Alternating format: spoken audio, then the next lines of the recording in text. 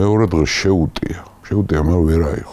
იმიტომ რომ ისინი კლდეებზე გამაგრებულები იყვნენ, სხვათაშორის არ ცნობა რომ ზვავებიც მოიწყვიტეს, კლდეებიც მოიწყვიტეს, ქვები დაუგორეს. თხეს რომ თებში ადის ბილიკები და ზურგში ექცევა. ბუდე სპარსული იმპერიის, ესა პერსეპოლისი და ესა ძველი ქალაქი პასარგადი.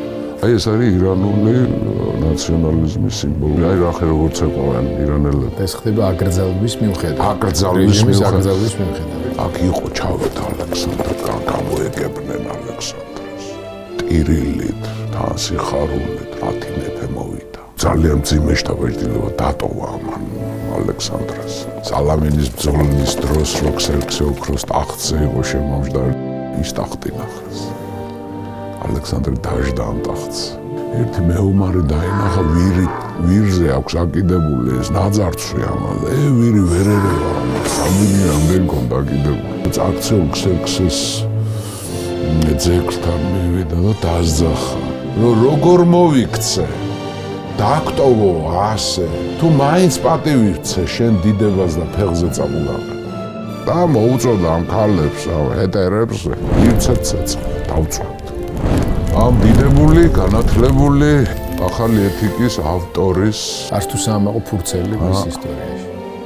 ეს ერთადერთხელ ხმა. პერსეპოლის აღარ სპარსელი მეფეების ნომერ პირველი რეზიდენცია იყო ის დაწვა. რავი, ძვირფასო მეგობრებო, ხა თქვენ მოგმართავ, თქვენი ვერსიებიც საინტერესო იქნება, რატო ხნა ეს?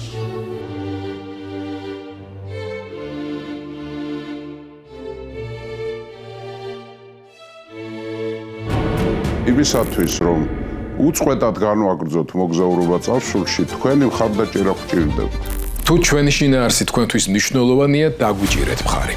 თქვენს მიერ გაღებული თითოეული დონაცია არის ინვესტიცია თავისუფალ მედიაში, პლატფორმაში, რომელიც იცავს დამოუკიდებელი ქართული სახელმწიფოს იდეას, დემოკრატიას და ქვეყნის ევროპულ მომავალს.